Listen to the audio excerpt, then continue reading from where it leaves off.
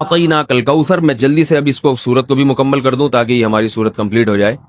ترجمہ کر دیتا ہوں. انا اعطیناک الکوثر، اے نبی ہم نے آپ کو عطا کی کوثر. فصلی، پس آپ نماز پڑھیے، لی ربک اپنے رب کے لیے، ونہر اور قربانی کیجیے. انا بے شک، شانی کا آپ کا دشمن، هو الابتر وہی دم کٹایا ہے، وہی اسی کی نسل ختم ہوگی، اسی کا ذکر خیر ختم ہو جائے گا، وہی ناقص ہے، اس کا کوئی نام لینے والا آپ کے ان کے بعد نہیں ہوگا.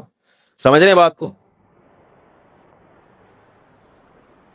اس صورت کا میں شان نزول بتا دیتا ہوں آپ کو، کچھ اس کی فضیلت کیا ہے اور اس کی تفسیر کیا ہے. یہ آپ کو تحریری شکل میں مل جائے گی، لہذا لکھنے کی ضرورت نہیں ہے. ٹھیک ہے؟ جیسے سورہ فلق اور سورہ ناس کا خلاصہ مل گیا نا آپ لوگوں کو. کس کس کو ملا ہے؟ سب کو مل گیا؟ آپ کو نہیں ملا؟ نیٹ سے دیکھ لیں، مل جائے گا انشاءاللہ. کب سے بھیجا ہوا ہے. اس کے بعد اذا جاء نصر اللہ قل یا ایھا الکافرون، ان صورتوں کے بھی آپ کو خلاصے سورہ اخلاص کا مل جائے گا انشاءاللہ. تو یہ جو بھی بتا رہا ہوں یہ بھی تحریری شکل میں آپ کو دے دیا جائے گا. اس صورت کا شان نزول یہ ہے کہ رسول اللہ صلی اللہ علیہ وسلم کو اللہ تعالیٰ نے حضرت خدیجہ سے دو بیٹے دیے تھے. ایک کا نام تھا قاسم اور ایک کا نام تھا ابراہیم. آپ صلی اللہ علیہ وسلم کی جتنی بھی اولاد ہوئی ہے صرف حضرت خدیجہ سے ہوئی ہے. حضرت خدیجہ کے علاوہ آپ کی اولاد کسی اور زوجہ سے نہیں ہوئی. حضرت خدیجہ سے 4 بیٹیاں تھیں اور 2 بیٹے. ایک بیٹے کا نام قاسم، دوسرے کا نام ابراہیم. قاسم کی جب ولادت ہوئی ان کا بھی انتقال ہو گیا، اور ابراہیم کی ولادت ہوئی تو ان کا بھی انتقال ہو گیا. عرب میں نرینہ اولاد کی بڑی اہمیت تھی، کیونکہ انسان کا نسب اس کی نرینہ اولاد سے چلتا ہے، بیٹیوں سے نہیں چلتا. بیٹیاں تو غیروں کی ہوتی ہیں، رخصتی ہو کے دوسروں کے ہاں چلی جاتی ہیں، ان کے نسل میں اضافہ کرتی ہیں، ان کی نسل بڑھاتی ہیں. اپنے شوہر اور اپنے شوہر کے ددیال کی نسل میں اضافہ کریں گی. وہ اپنے باپ کی نسل میں اضافہ کون کرتا ہے؟ بیٹا. کیونکہ نسب کس سے چلتا ہے؟ باپ سے چلتا ہے، سوائے بلاول بھٹو کے.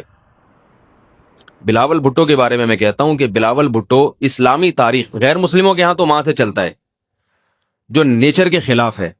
لیکن اہل اسلام میں، اسلامی تاریخ میں سوائے بلاول بھٹو کے آج تک کوئی ایسا شخص پیدا نہیں ہوا جس کے نسب اور خاندان ماں سے چلتا ہو. بلاول بھٹو زرداری کے بیٹے ہیں، مگر خاندان ان کا کیا کہلاتا ہے؟ قوم جو آخر میں لگتی ہے وہ بھٹو کہلاتی ہے، حالانکہ وہ بھٹو ان کی والدہ تھیں، ان کے والد محترم بھٹو نہیں. تو سیاست میں انہوں نے نسب ہی کو بگاڑ دیا اپنا.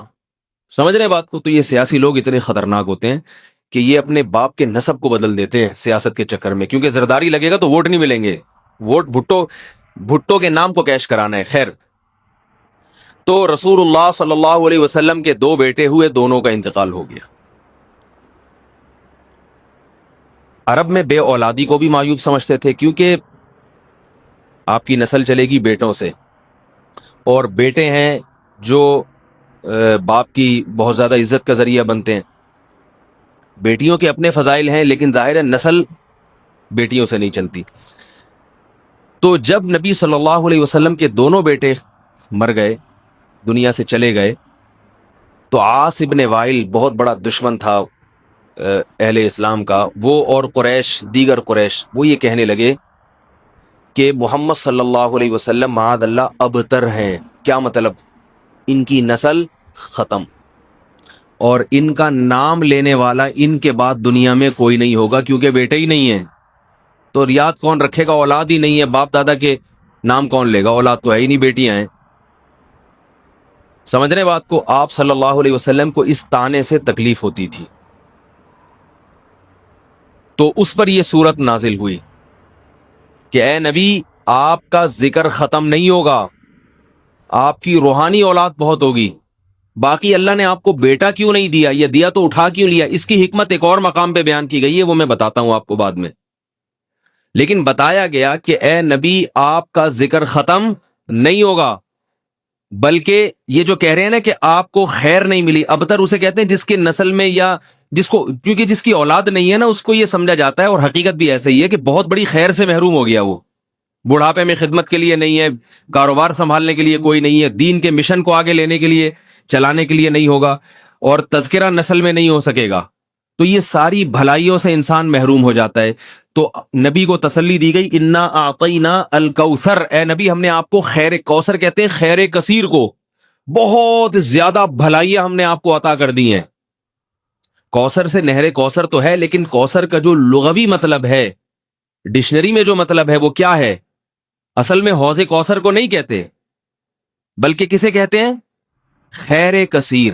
اے نبی ہم نے آپ کو خیر کثیر عطا کی ہے، جس میں کیا ہے؟ نبوت، عزت، آپ کا قیامت تک تذکرہ ہوتا رہے گا، یہ ساری چیزیں ہم نے آپ کو عطا کر دی ہیں، لہذا ان کے تانوں سے پریشان ہونے کی ضرورت نہیں ہے۔ ان کے نرینہ اولاد ہوگی تو بھی ان کا تذکرہ نہیں ہوگا، اور آپ کے نرینہ اولاد نہ ہو کے بھی آپ کی روحانی اولاد قیامت تک باقی رہے گی، اور آپ کا تذکرہ بہت زیادہ ہوتا رہے گا۔ یہ خیر کثیر ہم نے آپ کو عطا کی ہے۔